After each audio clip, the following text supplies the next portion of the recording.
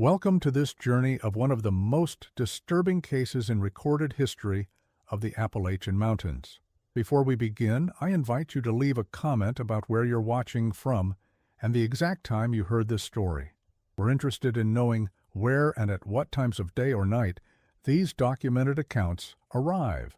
The narrow gravel road leading up to Morris Ridge hadn't seen much traffic in decades. Located deep in the rugged terrain of West Virginia's Monongahela National Forest, it was the kind of place where cell signals died and GPS systems failed. The thick canopy of ancient oak and maple trees formed a natural barrier against modernity, a forgotten slice of Appalachia that time seemed content to leave undisturbed. The worn Ford pickup truck bounced over the rutted pathway, its suspension groaning in protest as Sheriff Malcolm Garretson navigated the increasingly difficult terrain. Beside him, Deputy Lena Hoffman clutched the dashboard, her eyes scanning the dense forest that crowded in from both sides. "You sure this is the right way?" she asked, squinting at the faded map spread across her lap. "There's nothing on any official county record about a property this far up." The sheriff nodded slowly, his weathered face creased with concentration. "Oh, it's there all right. Old man Crawford mentioned it back in '85 when I was just starting out. Said there was a fellow living up here who'd come down maybe twice a year for supplies. All was paid in silver coins, never talked much." The trees briefly parted, revealing a breathtaking view of the rolling Appalachian peaks, stretching toward the horizon. For a moment, both officers fell silent, taking in the majesty of the landscape. 20 years, Lena finally said, breaking the spell. 20 years since anyone's reported seeing him. Malcolm nodded. Would have stayed that way, too, except for that surveyor from the Forest Service who stumbled onto the property last week. Said it gave him the creeps, like the place was frozen in time. As they rounded the final bend in the road, the forest opened into a small clearing. There, nestled against the hillside, stood a simple wooden structure, the legendary shack of Appalachia's mysterious mountain man, Elijah Blackwood. The structure wasn't what either of them had expected. Rather than the dilapidated heap of rotting timber they'd anticipated, the cabin appeared remarkably well preserved. A solid stone chimney rose from the center of the metal roof, and the rough-hewn logs showed signs of careful maintenance. A covered porch wrapped around two sides with a simple rocking chair facing the spectacular mountain view. "Doesn't look abandoned," Lena observed, her hand instinctively moving to rest on her holster as they stepped out of the vehicle. Malcolm's boots crunched on the gravel as he surveyed the clearing. "Place is too well kept. Someone's been maintaining it." The silence was profound. No distant traffic, no airplanes overhead, just the whisper of wind through the trees and the occasional call of a bird. It was the kind of silence that made you aware of your own heartbeat, your own breathing. "Sheriff's Department," Malcolm called out, his voice seeming unnaturally loud in the quiet clearing. "Anyone home?" Only the mountains answered back, their silence a weight upon the clearing. The front door was secured with a simple iron latch, not locked. Malcolm pushed it open slowly, the hinges protesting with a low creak that echoed through the cabin. The interior was bathed in a soft amber light filtering through windows partially obscured by years of dust. Unlike the well-maintained exterior, the inside told a different story, one of abrupt abandonment. A coffee cup sat on a small wooden table, its contents long since evaporated, leaving only a dark ring at the bottom. Beside it, a plate with the petrified remains of what might have been cornbread. A cast-iron pan hung above a cold wood stove, and shelves lined with preserved foods in mason jars covered one wall. "It's like he just got up and walked away," Lena whispered, her voice hushed in the stillness of the cabin. Mid-meal. Malcolm moved cautiously across the plank floor, his experienced eyes scanning for anything unusual. "Check the logbook," he instructed, pointing to a leather-bound volume on a small desk in the corner. Lena picked it up gingerly, the leather cool and smooth under her fingers. Opening it revealed page after page of meticulous handwriting, documenting daily life on the mountain in exquisite detail. Weather patterns, wildlife sightings, foraging yields, all recorded with scientific precision. Listen to this, she said, reading from an entry dated nearly 20 years ago. October 17th, 2005, first frost. Spotted the lights again last night moving through the trees on the north ridge. They're coming more frequently now. I've begun recording their patterns. There's a purpose to their movements. I'm certain of it. Not random. Never random. Malcolm frowned. Lights? Could be hunters. Not in 2005. This area was designated wilderness by then. No hunting allowed. As they moved deeper into the cabin, the ordinary gave way to the extraordinary. The back room, which might have once been a bedroom, had been transformed into something else entirely. The walls were covered with intricate diagrams, mathematical formulas, and maps of the surrounding mountains, all interconnected by red string pinned from point to point. "What on earth?" Lena breathed, taking in the wall of obsession before them. In the center of the room stood a homemade desk constructed from wooden planks and tree stumps. Atop it sat journals, dozens of them, stacked in neat chronological order.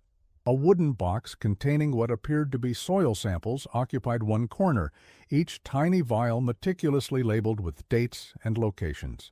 Malcolm picked up the most recent journal, its leather cover less worn than the others. December 3rd, 2005, he read aloud. They're coming more frequently now. The soil samples confirm my suspicions, elevated levels of minerals not native to these mountains. Something is changing the very composition of this place. The next page is detailed increasingly erratic observations, references to them watching the cabin, of signals being transmitted through the mountain itself, of waking to find his possessions rearranged in ways that formed patterns only he could recognize. "This doesn't make sense," Lena said, flipping through another journal. "Listen to this. The forest has begun speaking to me in ways I never anticipated. Not with words, but with silence, a silence that carries meaning. The spaces between sounds hold messages. I've started transcribing them." Malcolm shook his head. Man was obviously suffering from some kind of paranoia or delusion. But where did he go, and why leave everything behind? The sheriff moved toward a narrow doorway at the back of the cabin. "Let's check the root cellar." A steep set of wooden stairs led down into darkness. Malcolm switched on his flashlight, revealing a surprisingly spacious underground room carved directly into the mountainside. Unlike the cabin above, the cellar showed signs of purposeful organization. Shelves of preserved foods, gardening tools hung on the wall, and a workbench covered with electronic equipment that seemed strangely out of place in the otherwise rustic setting. He had solar panels, Lena noted, pointing to a bank of batteries connected to an inverter, running electricity down here, but keeping the cabin above primitive. Why? Malcolm's flashlight beam landed on something in the far corner, a metal door incongruous against the natural stone walls of the cellar. It was secured with a padlock that appeared newer than anything else they'd encountered. "That wasn't on the building plans filed with the county back in the 70s, Malcolm said, approaching cautiously. The padlock, though sturdy, yielded easily to the bolt cutters from Malcolm's truck. The door swung open with surprising smoothness, revealing a narrow tunnel extending into the mountain itself. "This isn't a root cellar," Lena whispered. "It's an entrance to something else." The tunnel stretched about 30 feet before opening into a chamber that defied explanation. Unlike the rough-hewn cellar, this room had been carefully finished, its walls smooth, its floor-level concrete. The space was dominated by radio equipment, oscilloscopes, and recording devices, all meticulously maintained and connected to what appeared to be a massive antenna system that presumably extended up through the mountain. He was monitoring something, Malcolm said, examining the equipment, or trying to communicate with something. On the main desk sat a reel-to-reel tape recorder, a tape still threaded through its mechanisms. Beside it, a final journal lay open, the handwriting increasingly urgent and uneven compared to the meticulous script they'd seen above. Lena read the final entry aloud. December 21st, 2005. Winter solstice. The pattern is complete. 20 years of observations have confirmed what I first suspected that night in 1985. They're not coming from the sky as everyone believes. They're coming from within the mountain itself. The recording tonight will capture what my ears cannot, the frequencies beyond human perception. If I'm right, this will explain the disappearances dating back to the earliest settlers. This mountain isn't just a mountain, it's a doorway. The entry ended abruptly, mid-paragraph, as if the writer had been interrupted. Malcolm looked at the tape recorder. Should we? Lena nodded slowly. The machine came to life with a soft hum, the reels beginning their hypnotic rotation. For several moments, there was nothing but the soft hiss of magnetic tape passing over the playback head. Then, gradually, they began to hear it, a strange rhythmic pattern of sounds, not quite music, not quite language, but something unsettlingly between the two. Over this undulating audio landscape came Elijah's voice, calm but intense. This is Elijah Blackwood, final recording. The pattern is complete. 20 years of isolation have led to this moment. The mountain is speaking, has always been speaking. We've been listening for the wrong things, looking in the wrong direction. The lights aren't visitors, they're escaping. I understand now why the Cherokee avoided these ridges, why the early settlers reported people walking into the forest and never returning. I know where they went. I know where I must go.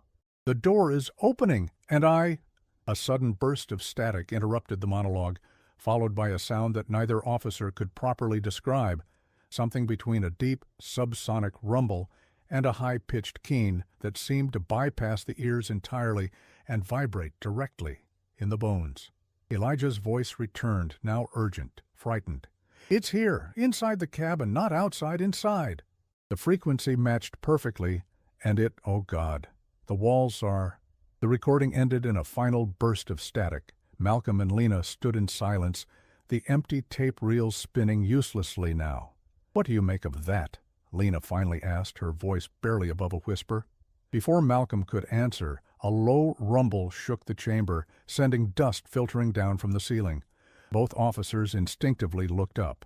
Probably just the mountain settling, Malcolm said, though his tone lacked conviction. Another rumble, stronger this time, followed by a distinct creaking sound from the tunnel behind them. We need to get out of here, Lena said. Now.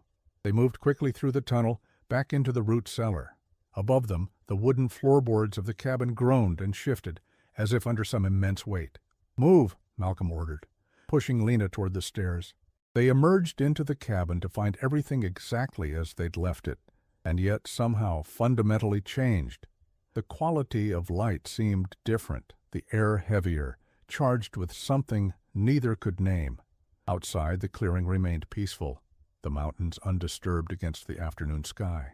But as they hurried toward their vehicle, both officers couldn't shake the sensation of being observed, not by eyes, but by something more fundamental, as if the mountain itself had awakened to their presence.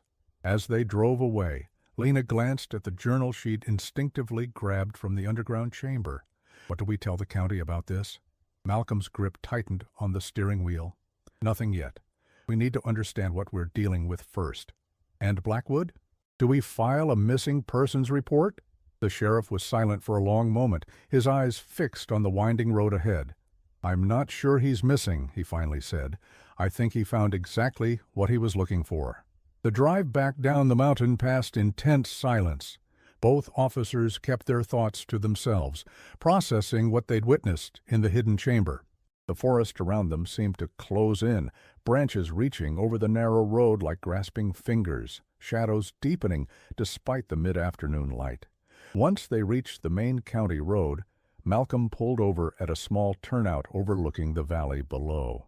He killed the engine and sat for a long moment, staring out at the hazy blue ridges that defined the horizon.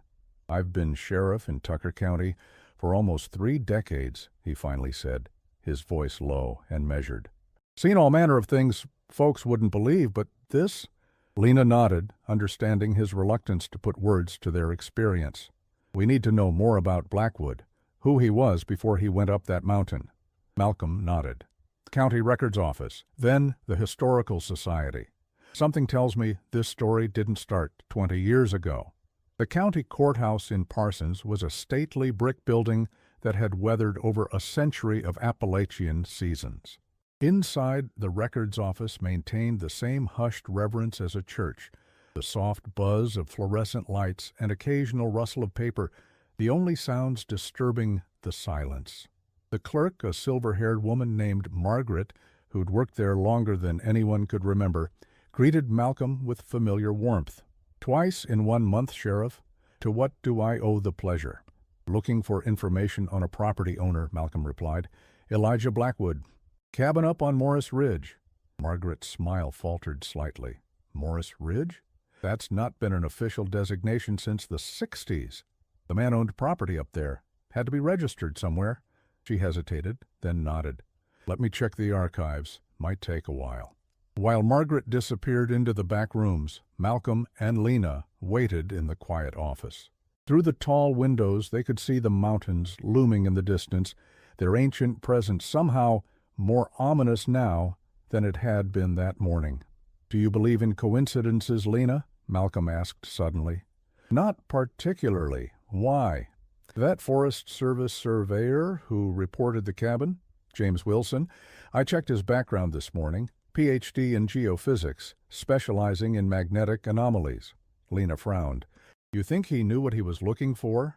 Before Malcolm could respond, Margaret returned carrying a large, leather-bound volume and a thin manila folder. "Found him," she said, setting the materials on the counter. "Elijah Blackwood purchased 40 acres on what was then called Morris Ridge in 1985. Paid cash. No mortgage, no liens." She opened the folder, revealing a photocopied deed and a faded black-and-white photograph. The image showed a tall, lean man with intense eyes and a neatly trimmed beard, standing beside a much younger version of Malcolm himself. "That's you," Lena said, surprised. Malcolm nodded, his expression troubled. "I don't remember this." Margaret adjusted her glasses. "There's more. Before Blackwood purchased the property, it belonged to the Morris family, hence the Ridge name. But they abandoned it back in the 60s, after some kind of tragedy." She flipped through the ledger. "Here it is, James Morris, wife Eleanor, and their son Thomas. The parents were found dead in the cabin in 1963. Official cause listed as carbon monoxide poisoning from a faulty stove. The son was never found." "Never found?" Lena repeated. "Search parties combed those mountains for weeks. The boy just vanished.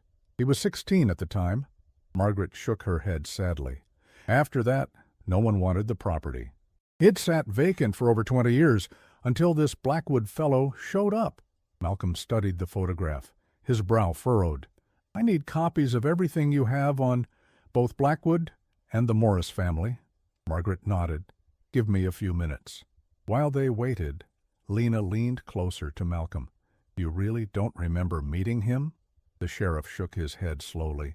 "I was just a deputy back then, met a lot of people. But something about this feels wrong, like trying to remember a dream that keeps slipping away." Their next stop was the Tucker County Historical Society, housed in a converted Victorian home on the outskirts of Parsons. The curator, Dr. Helen Shepard, welcomed them into her cluttered office, the walls lined with maps and historical photographs of the region. "Morris Ridge," she repeated after hearing their query. "That's an interesting case.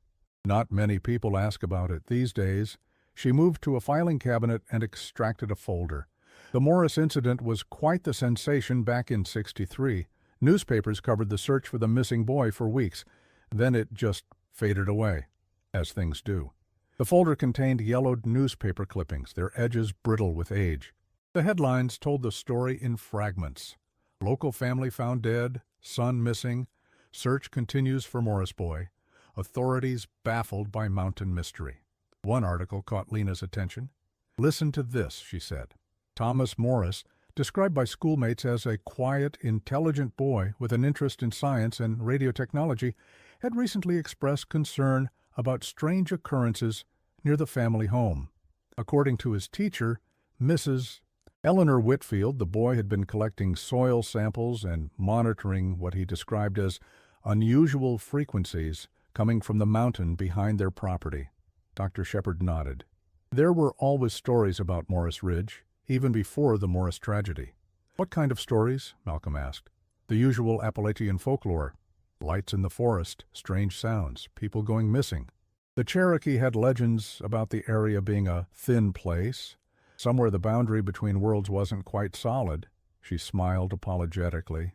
I'm afraid my professional interest is in the historical record, not the supernatural. But the Morris case has some curious aspects that never made it into the official reports. She extracted a small tape recorder from her desk drawer.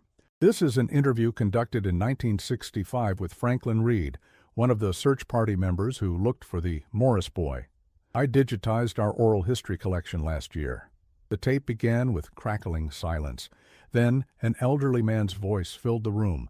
I've been hunting these mountains since I was 7 years old. Know every holler and ridge like the back of my hand. But that night on Morris Ridge was different.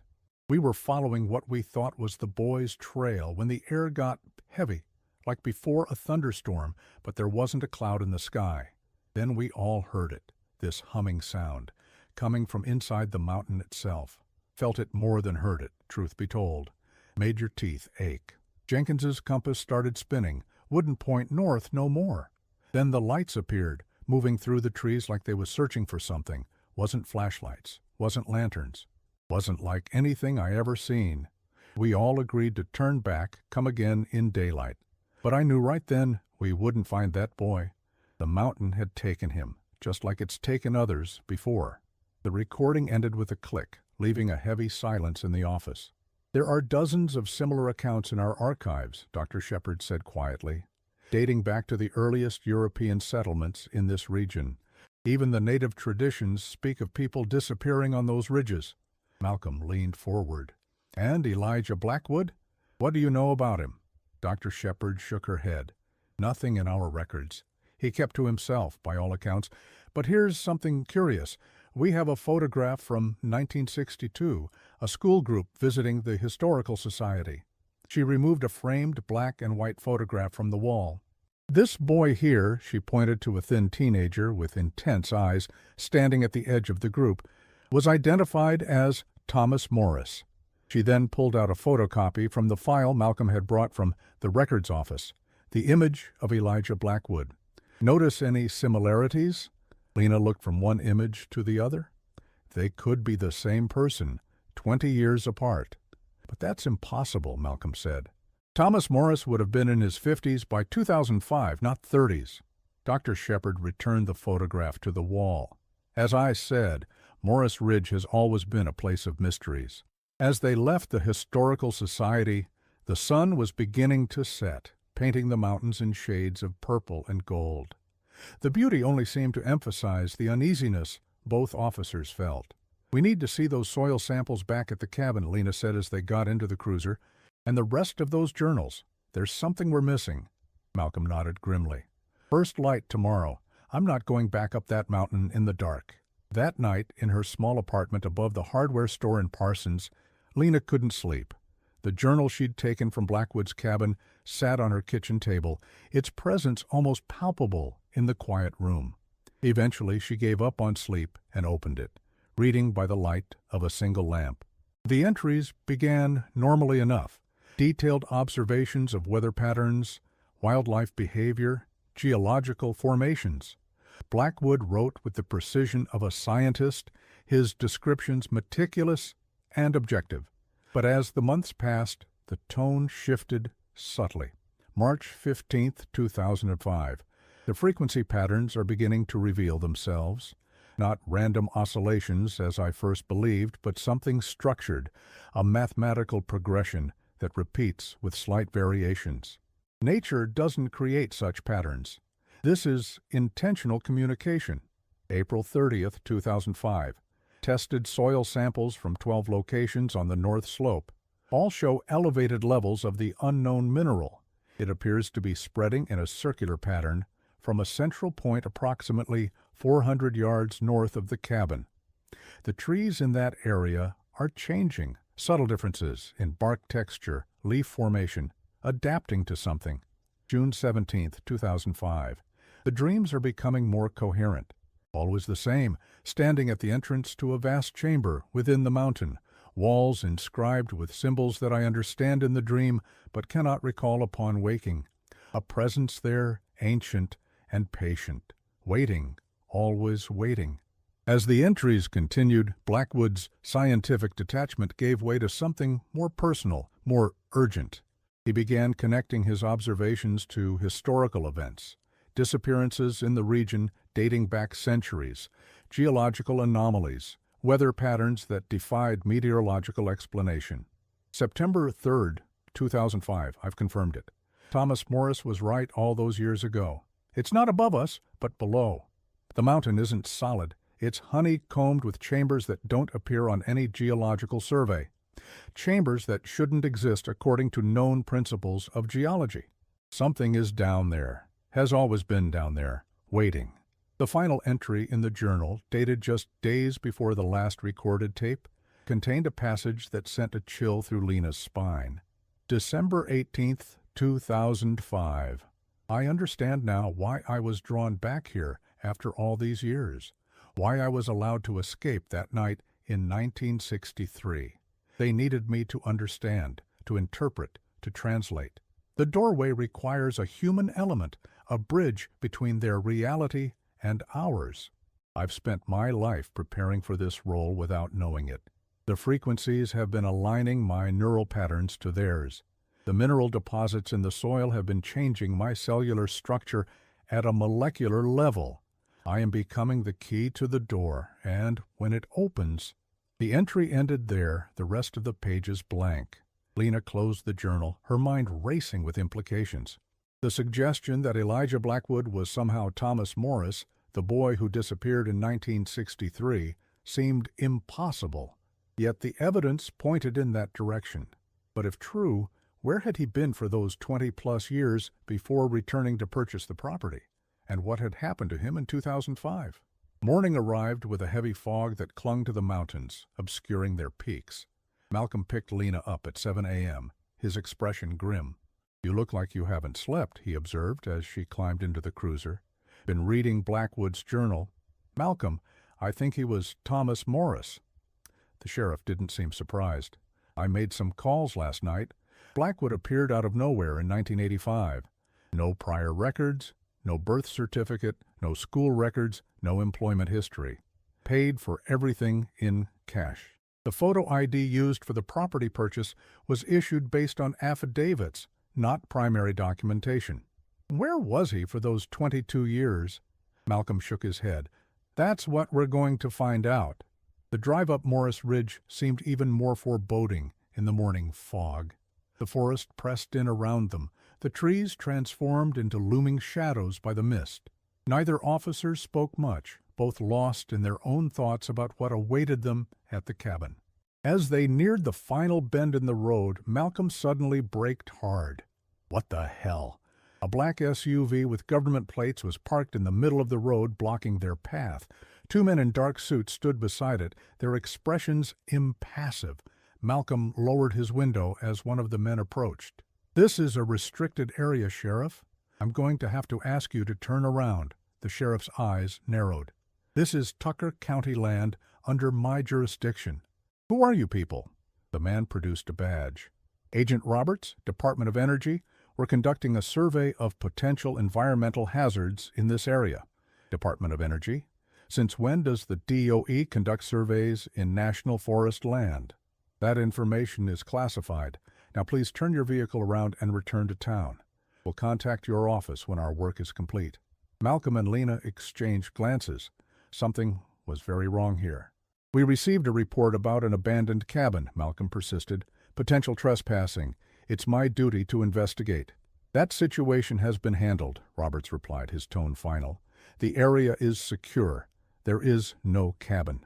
Lena leaned forward. "What do you mean, there is no cabin? We were just there yesterday." The agent's expression didn't change. "I'm not authorized to discuss details. This conversation is over. Turn around now, or I'll be forced to call for backup."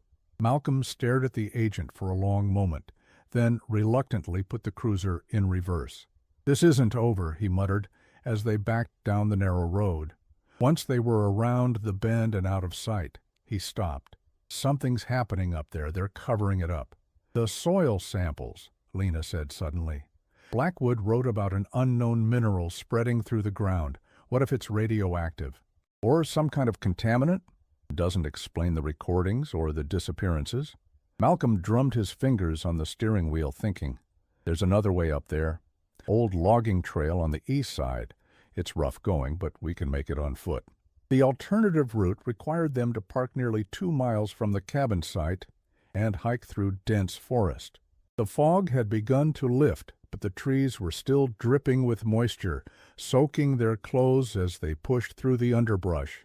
The silence was profound. No birdsong, no rustle of small animals, just the sound of their own labored breathing and the occasional drip of water from the canopy above. After an hour of difficult hiking, they reached a ridge overlooking the clearing where the cabin had stood. What they saw stopped them in their tracks. The entire area had been transformed into a hive of activity. Large white tents had been erected around the perimeter, with dozens of people in hazmat suits moving between them. Heavy equipment, excavators, and what appeared to be ground-penetrating radar units stood at the ready. In the center, where the cabin had been, was now a perfect circular depression in the earth, as if the structure and its foundation had been precisely extracted. "This is no environmental survey," Lena whispered. "This is a full-scale scientific expedition." They watched from their concealed position as teams of workers methodically gridded off the clearing, taking soil samples and measurements. Others were assembling what looked like a drilling platform directly over the spot where Blackwood's hidden chamber had been. "They're going into the mountain," Malcolm said. Looking for whatever he found, a sudden movement caught Lena's eye, a familiar figure emerging from one of the larger tents. "That's James Wilson, the Forest Service surveyor." The man was now dressed in a white lab coat, conferring with others who clearly deferred to his authority. This was no random discovery. The surveyor had known exactly what he was looking for. "We need to get closer," Lena whispered. "See what they're saying." They worked their way carefully around the perimeter of the clearing, staying within the tree line for cover. As they drew closer to the main tent, fragments of conversation became audible. Frequency readings are off the charts. Never seen mineral formations like these. Potential applications are beyond anything we've..." Suddenly, all activity in the camp ceased as a high-pitched tone echoed through the clearing. It seemed to come from everywhere at once. Not quite sound, but something that resonated in the bones and teeth. The workers froze, looking toward the circular depression where the cabin had been. The ground there had begun to vibrate, sending concentric ripples through the soil like a stone dropped in water. The drilling platform shifted, its metal supports groaning under sudden strain.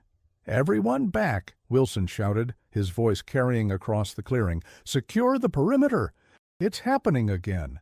The workers scrambled to retreat as the vibration intensified. The air in the center of the depression seemed to shimmer like heat rising from hot asphalt, but with an oily, unnatural quality that distorted the light. And then, as suddenly as it had begun, everything stopped. The silence that followed was absolute. Not even the wind moved through the trees. For a long moment, the entire clearing seemed frozen in time. One of the workers cautiously approached the depression, scanning it with a handheld device. He turned back to Wilson with a confused expression. "Sir, the readings are gone. Whatever was happening, it stopped." Wilson's response was too low to hear, but his body language conveyed frustration and urgency. He began issuing orders, and the teams reluctantly returned to their tasks, though now with visible unease. "We've seen enough," Malcolm whispered to Lena. "Let's get out of here before they spot us." They retreated the way they had come, moving as quickly and quietly as possible through the forest. Neither spoke until they were back at their vehicle, the experience too overwhelming to process in the moment. As Malcolm started the engine, Lena finally broke the silence. "What do we do now?" "Now," Malcolm's expression hardened, "now we find out who Elijah Blackwood really was, and what he discovered in that mountain." Back in Parsons, they regrouped at the sheriff's office, spreading out everything they'd gathered. The property records, historical society documents, Blackwood's journal, and notes from their observations at the clearing. "Let's start with what we know for certain," Malcolm said. In 1963, the Morris family, father, mother, and 16-year-old son Thomas, lived in a cabin on Morris Ridge. Parents die from alleged carbon monoxide poisoning. Son disappears without a trace. Lena nodded, picking up the thread. 22 years later, in 1985, a man calling himself Elijah Blackwood purchases the same property. No background, no history.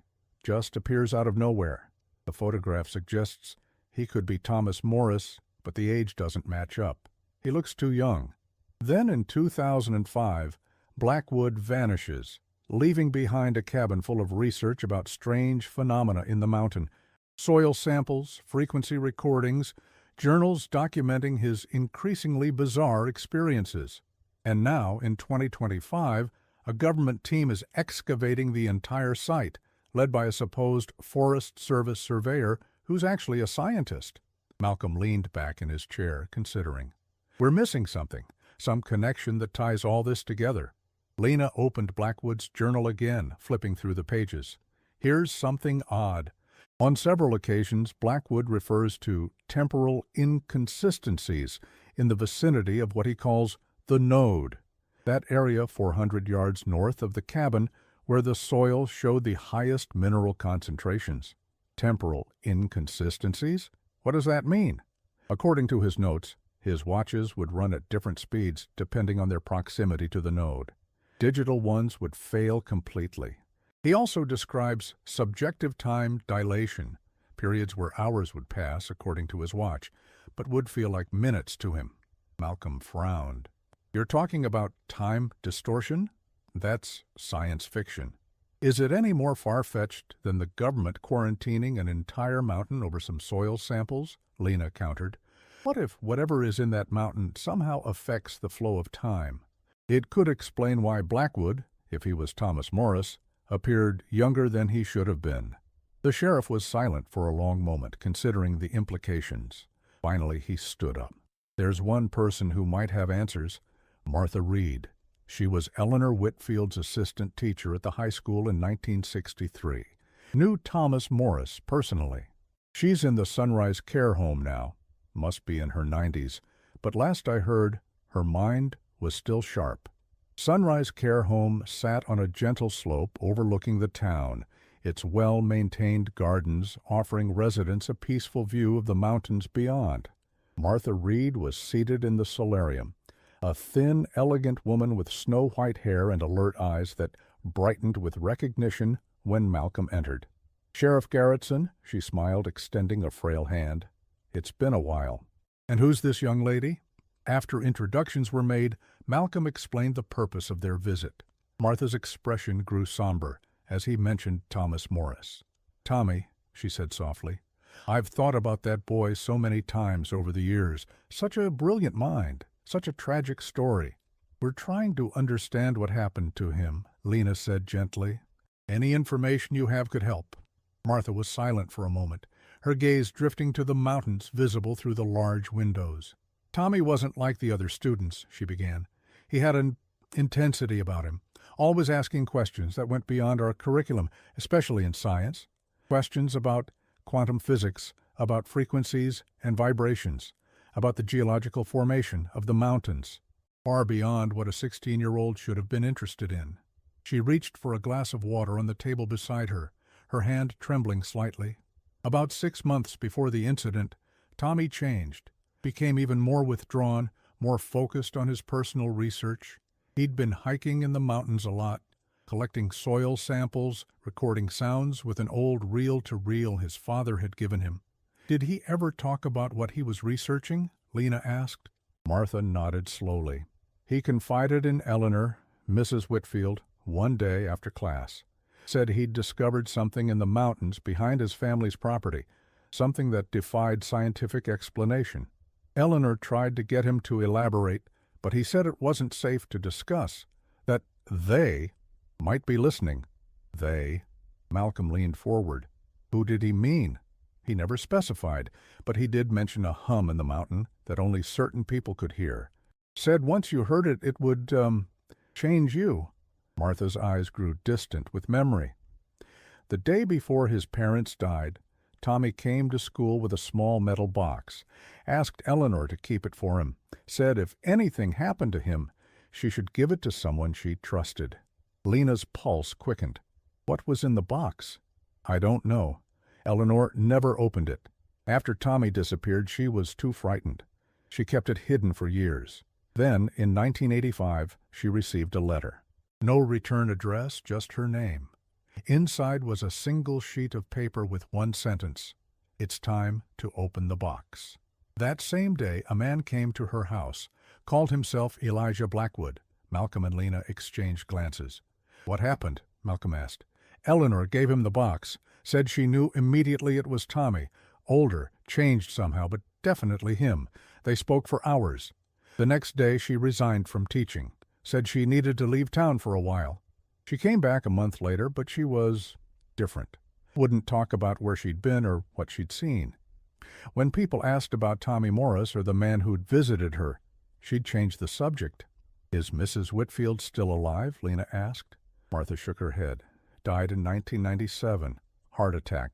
But the night before she died, she called me, sounded frightened, said, 'It's starting again, Martha. The mountain is waking up.' I asked her what she meant, but she just told me to stay away from Morris Ridge, that it wasn't safe anymore." The elderly woman leaned closer, lowering her voice. "There's something else, something I've never told anyone. The night Tommy disappeared, I was driving home late from a school function. My route took me near the Morris property. I saw lights in the forest, not flashlights or lanterns, but a strange, pulsing glow that seemed to move with purpose. And I heard it, the hum Tommy had described. Felt it in my teeth, in my bones. I was so frightened I drove straight home and locked all my doors." Martha's eyes filled with tears. "The next morning when we heard about the Morris family, I should have said something, but who would believe me? And there was something compelling about that sound, like it was calling to me. I've spent my life wondering if I could have helped that boy somehow." As they left the care home, Malcolm and Lena were subdued, processing Martha's account.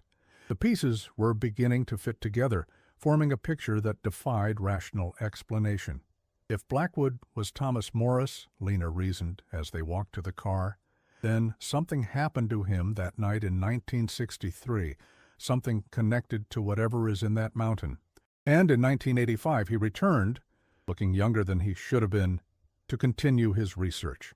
Then, in 2005, he vanishes again, Malcolm added. And now, 20 years later, the government shows up right on schedule. It's a cycle, Lena realized. Whatever happens up there, it happens in 20-year intervals. 1963, 1985, 2005, and now 2025. Malcolm stopped walking, a troubled expression crossing his face. "There's one more piece to this puzzle, one I haven't told you about." He reached into his pocket and pulled out a small, worn photograph. "Found this in my desk drawer last night. Don't remember ever seeing it before." The image showed a young Malcolm in his deputy uniform standing next to a bearded man in front of a cabin, the same photograph Margaret had shown them at the records office. But this copy had something written on the back in faded ink. "Malcolm. When the time comes, remember, the doorway opens both ways. It's not just what comes through, it's what goes in. E.B." The handwriting matches Blackwood's journals, Lena said quietly. Malcolm nodded, his expression grim. "I still don't remember taking this picture or meeting him. It's like a hole in my memory." "We need to go back to that mountain," Lena declared. "Tonight. Whatever's happening up there, it's building towards something. Those government scientists know it. Blackwood knew it. We need to find out what it is before it's too late." The plan they formulated was simple, but risky. They would approach from the west side of the ridge after dark, avoiding the main access road and the eastern path they'd taken earlier. Satellite imagery showed a steep but navigable route that would bring them to a vantage point overlooking the clearing. Their goal wasn't to confront the government team, but to observe and, if possible, to locate any additional materials Blackwood might have hidden beyond the cabin site. As dusk fell, they prepared their gear, flashlights, communications equipment. hiking supplies, and Malcolm's service weapon, though both hoped it wouldn't be necessary. The journal Lena had taken from the cabin was tucked securely in her backpack. "If we get separated," Malcolm instructed, as they parked at the base of the western slope, "head straight back to town. Don't try to find me, don't try to contact anyone from up there. Just get out." Lena nodded grimly. "And if we're caught? We're conducting a legitimate search for a missing person on county land. They have no legal authority to stop us."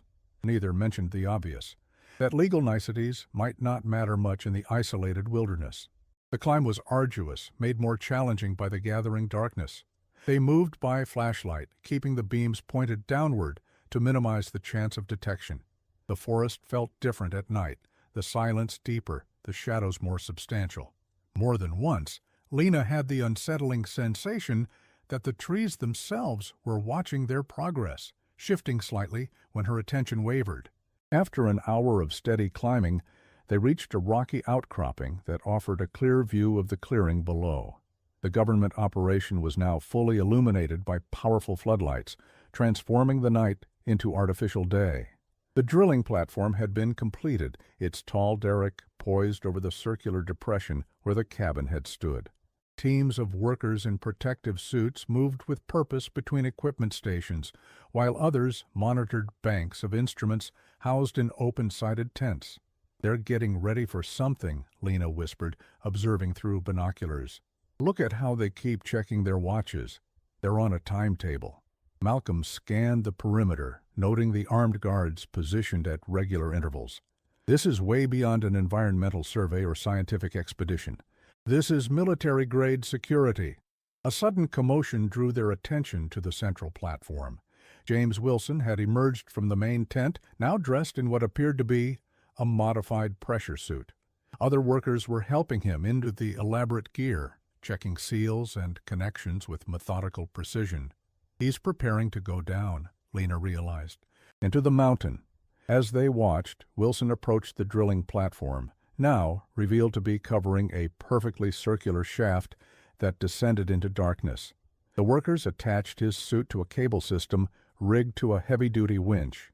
Just as Wilson was about to be lowered into the shaft, a low, resonant tone began to emanate from the opening, the same frequency they'd heard on Blackwood's tape, but stronger now, more insistent. Even from their distant vantage point, Malcolm and Lena could feel it, a vibration that seemed to bypass the ears and resonate directly in the skull. The workers below reacted with controlled urgency, checking instrument panels and adjusting equipment. Wilson was gesturing emphatically, pointing to his watch, then to the shaft. Whatever schedule they were following, the time had apparently arrived. As Wilson was finally lowered into the darkness, the tone changed, deepening and developing harmonic overtones that seemed to ripple through the very air. The floodlights flickered, their steady glow wavering like candles in a breeze. "Something's happening," Lena whispered, her voice tight with tension. The vibration intensified, and now they could see its effects, the very ground around the shaft rippling like water disturbed by a stone. The air above the opening began to shimmer with that same oily distortion they'd observed earlier, but more pronounced now, more substantial. Workers scrambled to maintain their equipment as the phenomenon grew, the distortion expanding outward from the shaft in pulsing waves. Some kind of alarm began to sound from one of the monitoring stations, a high, urgent wail that cut through the resonant tone. Through the binoculars, Lena could see panic spreading among the teams below. Wilson's communication system must have failed. Technicians were frantically working at a console connected to his cable. Suddenly, a blinding flash erupted from the shaft, briefly illuminating the entire clearing with unnatural light. When Lena's vision cleared, she saw workers rushing toward the opening, some being physically restrained by others. The cable that had lowered Wilson now hung slack, its end frayed and empty. "They've lost him," Malcolm breathed. "Whatever's down there, it's got him now." The commotion below was reaching a crescendo when another sound joined the chaos, a deep subsonic rumble that they felt more than heard. The ground beneath their outcropping began to tremble. "Earthquake?" Lena asked, grabbing onto a nearby tree trunk for stability. Malcolm shook his head. Not natural. We need to move now. They had just begun their descent when a wave of disorientation swept over them. The forest around them seemed to waver, like an image reflected in disturbed water. The moonlight, which had been providing faint illumination between the trees, now behaved impossibly, stretching and bending as if passing through a prism. Lena stumbled, feeling suddenly weightless, then too heavy, as if gravity itself was fluctuating. "Malcolm," she called, but her voice sounded wrong, stretched and compressed, the syllables overlapping. The sheriff reached for her, his movements oddly elongated, leaving tracer-like afterimages in the air. When their hands connected, a jolt of static electricity arced between them. "The journal!" Malcolm shouted, his voice distorted. "Blackwood's journal, get it out!" Fumbling with numb fingers, Lena extracted the leather-bound book from her backpack. As soon as it was in her hands, the disorientation intensified. The pages began to flip on their own, riffling through as if caught in a strong wind, though the air was perfectly still. When the pages stopped turning, a previously blank section now contained writing, fresh ink that seemed to materialize before their eyes. The handwriting matched Blackwood's, but the message was addressed to them, here and now. If you're reading this, you've entered the field effect. The mountain is a doorway, but also a clock, marking time not in hours or days, but in cycles of cosmic alignment. Tonight the doorway opens fully. They will come through as they have before, as they always have. What you perceive as the mountain is merely a thin membrane between realities. The mineral deposits are artifacts of previous crossings, breadcrumbs left by travelers from elsewhere. The frequencies are their language, their attempt to communicate across dimensional boundaries. I was Thomas Morris, and I am Elijah Blackwood, and I am others whose names I've worn through cycles you cannot comprehend. I have been crossing this threshold for longer than you can imagine, learning, understanding, preparing. Malcolm, you don't remember our meeting because for you it hasn't happened yet. Time moves differently near the doorway. What is past for me is future for you. If you're receiving this message, you have a choice to make. You can leave now, return to the world you know, and forget what you've seen. Or you can cross the threshold as I did and learn the truth that waits on the other side. But be warned, what crosses over changes. I am not what I was, and neither will you be. The writing stopped there, the final period glistening as if the ink was still wet. Lena looked up from the journal to find Malcolm staring not at her, but at something behind her. His face had drained of color, his eyes wide with shock or wonder, she couldn't tell which. Slowly she turned. Where the forest had been was now something else. A shimmering curtain of light that undulated like the surface of a lake, reflecting distorted images of the world around them. But through the rippling surface, another landscape was visible, a place of impossible geometry and colors that had no names in human language. And there, standing at what seemed to be a threshold between worlds, was a figure they recognized instantly, Elijah Blackwood, unchanged from the photograph taken decades earlier. Behind him, partially obscured by the rippling distortion, were other figures, their forms too alien to comprehend fully. "You've come," Blackwood said, his voice somehow clear despite the distance between them. "Just as I knew you would, just as you always have." Malcolm took an involuntary step forward. "What is this? What are you?" "A messenger, a translator, a bridge between worlds." Blackwood's smile was sad, knowing. "They've been reaching out for centuries, trying to establish contact, but their reality operates on different principles than ours. Time, space, causality, all different. It took a human consciousness to create a stable interface." "The government team," Lena said. "They know about this. They've known since 1963, when they found my parents. They've been trying to weaponize the doorway, to harness what lies beyond for their own purposes. But they don't understand what they're dealing with. They never have." "And what exactly are they dealing with?" Malcolm demanded. Blackwood's expression turned solemn. "The future, Malcolm. Not just humanity's future, but the future of consciousness itself. What waits on the other side isn't alien in the way you understand the concept. It's us. what we become, what consciousness evolves into, given sufficient time and freedom from physical constraints. He gestured toward the shimmering portal. They've been trying to guide us, to help us avoid the catastrophes that nearly ended their journey. The signals, the lights, the physical anomalies, all attempts to communicate across a divide that goes beyond space and time. If they're so advanced, Lena challenged, why can't they just tell us directly? Would you understand a quantum physics lecture delivered in Proto-Indo-European? The conceptual gap is too vast for direct communication. They need intermediaries, humans who've been prepared, whose minds have been gradually adjusted to perceive their reality. Like you, Malcolm said. Blackwood nodded. Like me, and potentially like you. The shimmering portal pulsed, expanding slightly. Behind Blackwood, the alien figures seemed to move closer. They're offering an invitation, Blackwood explained, a chance to see what they've seen, to know what they know. Not everyone can cross over. The process changes you on a fundamental level. But those who do gain understanding beyond anything possible in our limited reality. And if we refuse, Malcolm asked, then you return to your world, to your lives. The doorway will close until the next cycle, 20 years from now. The government will continue their futile attempts to control what they cannot comprehend. And the pattern will repeat, as it has for centuries. Lena looked at the journal in her hands, then at the portal, her mind racing with implications.